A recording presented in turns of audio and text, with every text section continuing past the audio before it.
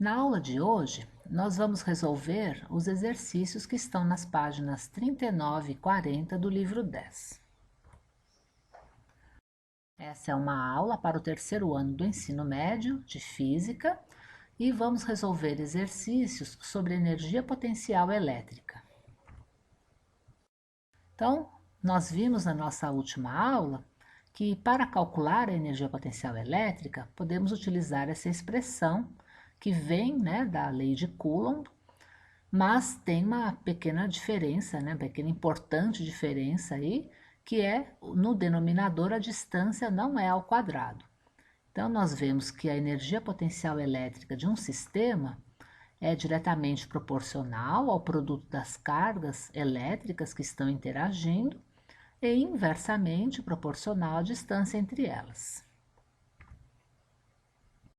Nós vimos também na nossa última aula algumas maneiras de calcular o trabalho de uma força e eu coloquei nesse quadrinho, nas duas imagens de cima, as formas de calcular trabalho que acho que servem para qualquer tipo de força.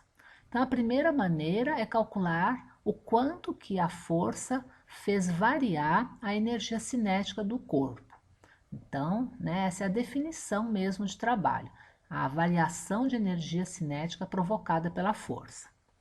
A segunda maneira é a gente calcular a área sob a curva quando nós fazemos o gráfico da variação da força com a distância.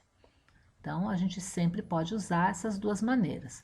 Para o caso de forças conservativas, a gente pode também fazer o cálculo da variação da energia potencial com o sinal trocado ali, com o sinal negativo na frente.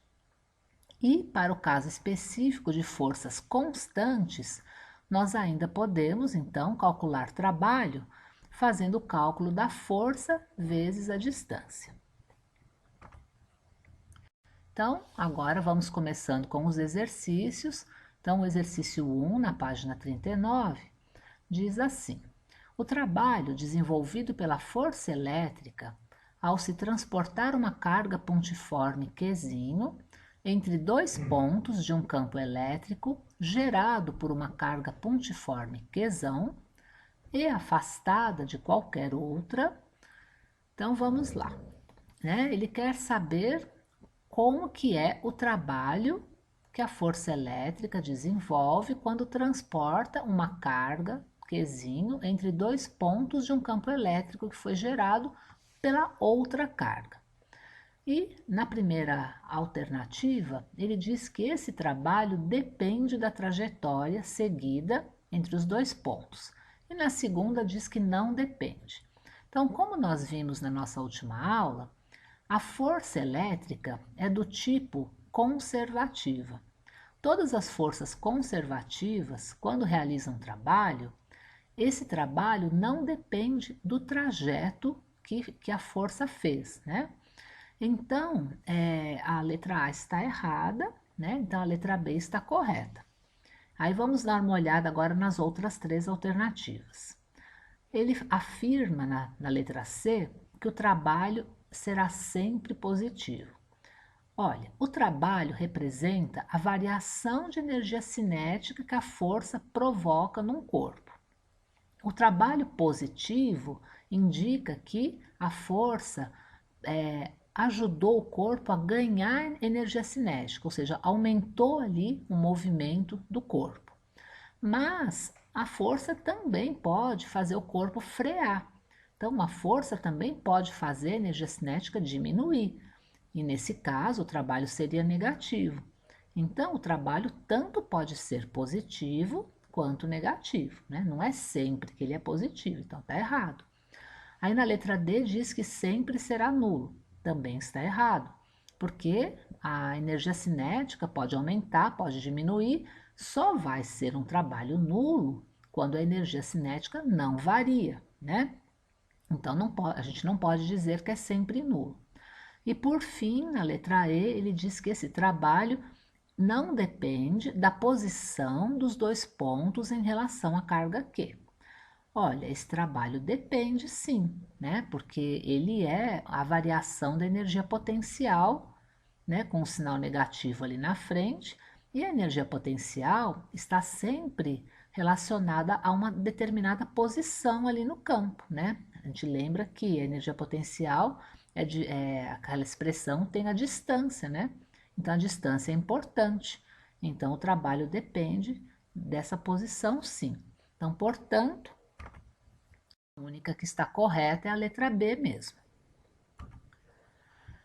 Agora, no exercício 2, ele fala que duas partículas pontuais de cargas positivas, Q igual a 9 microcoulombs e Qzinho igual a 4 nanocoulombs, estão no vácuo e separadas por uma distância de 3,6 vezes 10 elevado a menos 1 metros.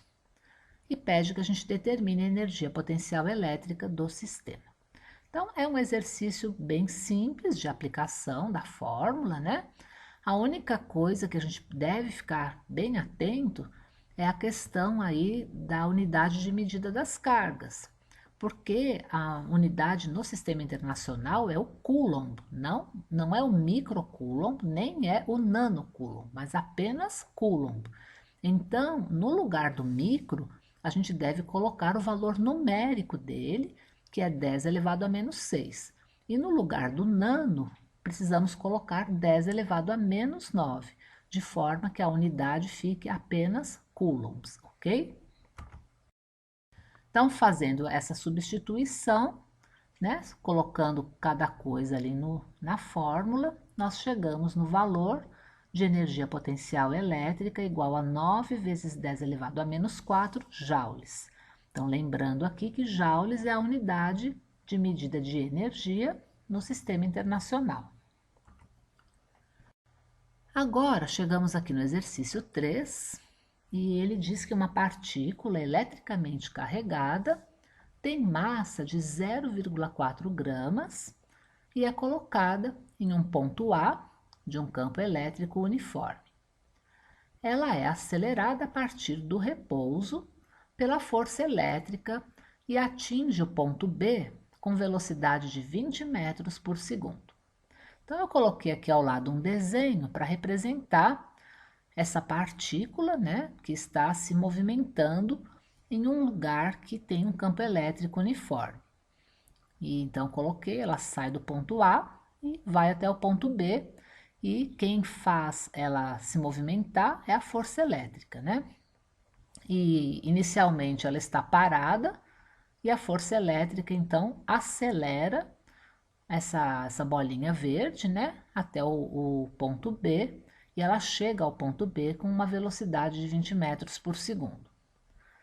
Depois ele continua aqui dizendo que nós devemos desprezar a ação da gravidade e calcular o trabalho realizado pela força elétrica no deslocamento dessa partícula de A para B. Então, né, a gente, para poder calcular o trabalho, nesse caso, daquelas expressões que a gente tem ali como opção, nós temos que escolher a definição mesmo de trabalho, né? Trabalho corresponde à variação de energia cinética que a força provocou ali no corpo. E como então, por que eu escolhi isso? Porque nós temos a informação da massa e temos informação de velocidade também. E para calcular a energia cinética, né, é disso que a gente precisa. Inicialmente, a bolinha, né, quando estava no ponto A, não tinha energia cinética. Ela parte do repouso, né? Então ela estava parada ali no ponto A e depois que a força vai puxando ela e ela vai acelerando. Então no ponto A, a energia cinética dessa bolinha verde é zero. Mas no ponto B ela vai ter energia cinética sim, porque aí quando ela chega no B ela já tem a velocidade lá de 20 metros por segundo. Então, para poder fazer o cálculo, é importante também lembrar que a unidade de massa no sistema internacional é o quilograma, e ele informou a massa ali em gramas, né? Então, a gente deve lembrar que 1 grama corresponde a 1 milésimo de quilograma, e no lugar, então, de grama, nós vamos usar 10 a menos 3 quilogramas. Aqui é a resolução que o livro apresenta, né? Ele coloca ali o trabalho da força elétrica para levar a partícula de A para B, e o trabalho corresponde à variação da energia cinética. A energia cinética no ponto A é zero, então para poder calcular o trabalho, a gente vai utilizar apenas a energia cinética do ponto B, né? Fazendo a substituição ali, nós chegamos ao valor de 8 vezes 10 elevado a menos 2 joules para esse trabalho, né, realizado pela força aí. O exercício 4, a gente ainda não tem como fazer. Até poderia fazer aqui para vocês, mas é um exercício que acho que foi colocado um pouquinho por engano, né, nesse capítulo, porque a gente ainda não estudou os potenciais elétricos, né, é o próximo assunto. E aí tem as superfícies equipotenciais e tudo. A gente precisa estudar isso primeiro. Logo que a gente estudar, a gente volta e vai resolver esse exercício 4. Agora, o exercício 5 coloca um desenho, né? E diz que esse desenho mostra, então, essa carga roxa, né? Que é a carga Q maiúsculo, e que o valor dela é de 40 microcoulombs. E ela está fixa, né? E então está ali gerando um campo ali nessa região. Aí nós temos uma carga de prova. Carga de prova é o nome que a gente dá para um objeto que a gente utiliza para verificar se existe algum campo elétrico na região. Como a gente não tem como enxergar o campo elétrico, a única maneira da gente saber se existe um campo num determinado local é colocando nesse local um outro objeto que esteja eletrizado e que vai interagir ali, né, com aquele campo. E se a gente observar uma interação elétrica ali, a gente vai chegar à conclusão que naquele local realmente existe um campo elétrico. Então foi isso que aconteceu, né? A carga roxa estava ali e foi colocada a carga verde, que é a carga de prova, que tem o valor aí de 5 microcoulombs. E ela pode se movimentar no campo. Aí essas duas cargas se encontram no vácuo e pede que a gente calcule o trabalho realizado pela força elétrica quando essa carga Qzinho é transportada do ponto A para o ponto B. Bom, agora, né, a gente para poder calcular o trabalho nesse caso, a gente não tem, né, as informações como nós tínhamos no exercício 3 de massa e velocidade. Então, aquele jeito de calcular trabalho a gente não vai conseguir.